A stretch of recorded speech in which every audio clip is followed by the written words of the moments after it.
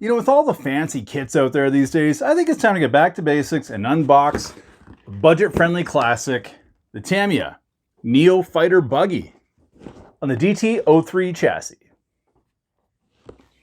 Excellent! Hey, thanks again for tuning in to Poor Boys RC once again, guys. This is Gary's butt, my cat's butt. He wants to be involved in today's video, which is super sweet. And like I said, we've got the Neo Fighter Buggy here. Just a quick unboxing video. I wanted to talk about it for a few minutes first. Talk about why I selected this kit, and then we'll get it unboxed and check it all out. Check out the box art, guys. A little different than normal Tamiya box art, you know, as opposed to kicking up dirt and doing all the cool things they're normally doing on the box. This one's a little more kind of stationary looking, a little prettier presentation, if you will. I think it's important to realize that we can have fun with RC and not have to spend $1 million. I think you can get these for about $150. Really a very, very inexpensive kit. Gary, put your leg down. Jeez, bud. Great, you know, great kit to get into the hobby, right? You don't need to spend a ton of money to get into this hobby. You're killing me, bud. You're killing me. Oh my God. Apparently you need to start a cat show. It's a super budget-friendly kit, and yeah, it's not going to compete with the top-end stuff out there. If you're going to race, this is not the kit for you. I mean, you might be able to hop it up and maybe hang a little bit, but this isn't, you know, a hardcore race buggy. This is just to have some fun, get out in a big open field, bash around a little bit. It doesn't come super souped up out of the box, okay? It's got just stock, like, Tamiya friction dampers in here. You're probably going to want to upgrade those to oil-filled shocks. I do have a set on the way, by the way, which I will install in this kit. The wheels and tires, they look like they're pretty decent. The overall design, the shape of the buggy, it just looks cool. I love the no guts, no glory decal up on the wing there. It's got some Tamiya frog DNA going on, which is super rad, bit of a throwback kind of a feel to it. And again, this does come on the Tamiya DT03 chassis, which was used for a couple other buggies. The Rising Fighter, I think, was one, and even the Acroshot, if I'm not mistaken. Just an inexpensive, budget-friendly buggy. Two-wheel drive, comes with a motor, does not come with an ESC. You're going to need to supply your own radio equipment again, so steering servo, radio obviously, battery, that kind of stuff, and a battery charger. This is a kit that will need to be built as well, so this is not ready to run. This is you know, a box of 1 million parts, and that's part of the experience if you ask me. RTRs are great, they've got their time and their place, but nothing better than sitting down and building a brand new kit. It's just, I think it's the best part of the whole RC experience in my ripe old age. Anyway, guys, this is it. Let's get that box cracked open. Thanks again for tuning in. Please give a thumbs up and subscribe if you haven't already. It means a lot to my tiny little channel. I'm trying to get to 10,000 subs this year. I'm almost at 4. Can we do 10? I think we can. If you haven't already, guys, please do hit that subscription button. It means a ton to us little YouTubers out there. Thanks again for watching, guys. Enjoy the unboxing.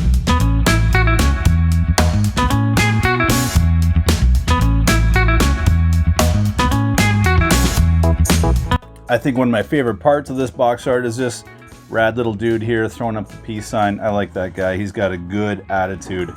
Seems like a can-do kind of cat.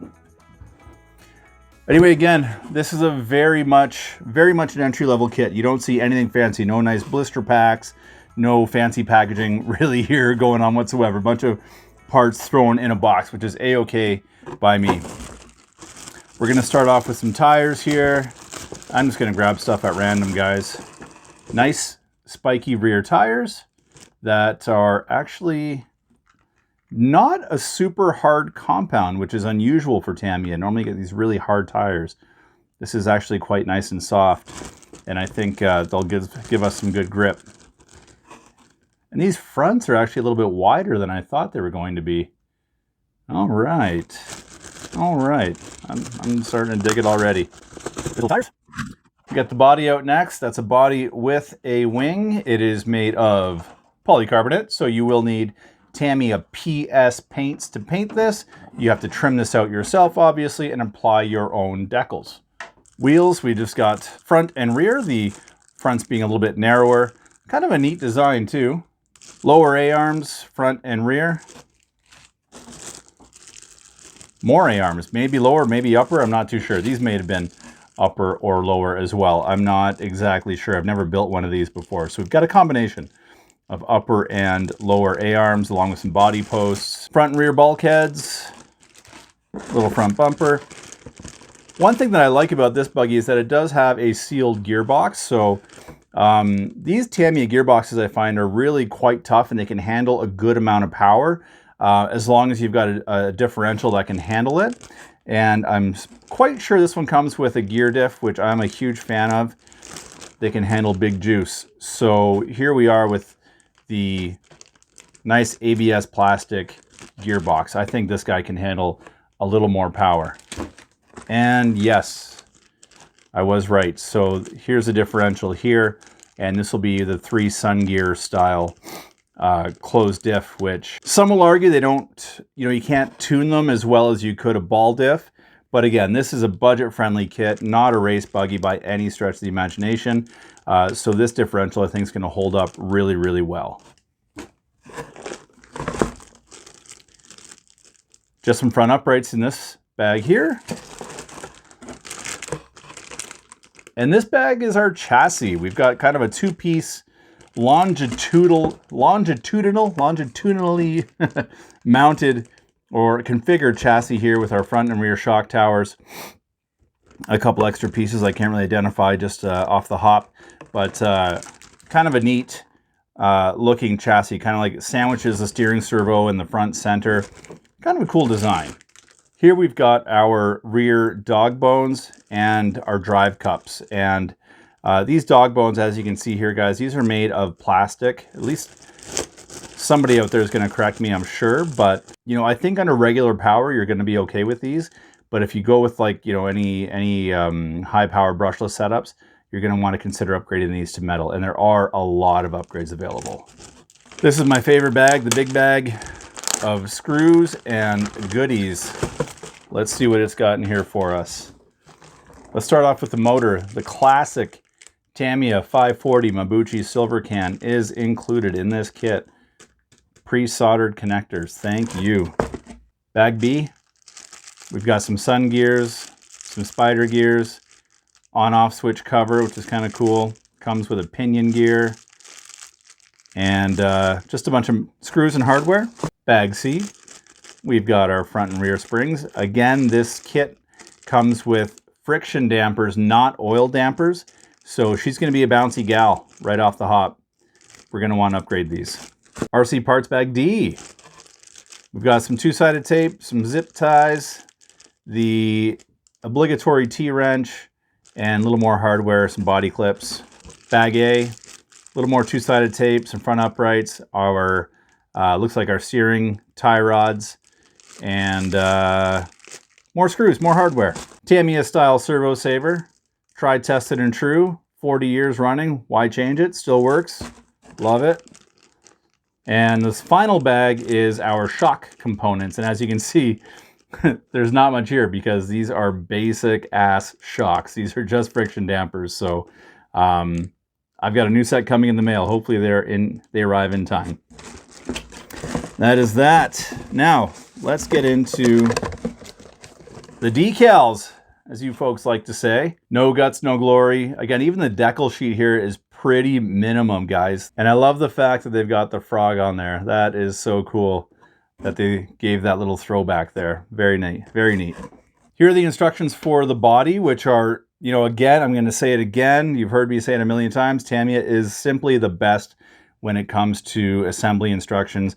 And look at this. I couldn't make it any easier. They gray out the areas that you need to remove, white out the areas that you want to keep. They tell you what size holes to drill, where to drill them.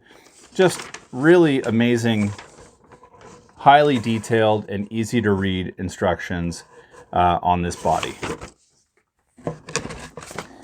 And then look at that assembly manual. Again, some of the best out there. DT03 chassis. They've got, this little dude's having a great time. This guy here is freaking out because an RC car is running underneath his tires. They really cover all the bases of the real world of the RC enthusiast here. So as far as this build goes, with me, I think I'm going to start it off with the stock 540. I usually start there, take it for a run or two, run a pack or two through it, and decide if I want to upgrade, if I want to go faster, more torque, etc. Again, it's only a 2-wheel drive chassis. Not going to be racing it, it's kind of bashing it around, so I don't need an insanely fast motor in there. You know how it is, right? You put in the stock one, seems good enough, then 2 packs later, you want it to go faster. So we'll start with the 540 and then go from there. I'm going to do what I usually do, and I'm going to paint my body first. I love having my bodies painted first because when I build the chassis, I've got that anticipation of seeing the finished product. By having my body painted first, I'm able just to pop it on and really see what it looks like when it's done. So I'm going to get started on this right away because I'm really stoked to build this. Something about budget-friendly kits, I don't know what it is. I can spend $1,000 on a kit and I like it, and I spend $150 on a cheap budget-friendly kit and I love it. Who knew?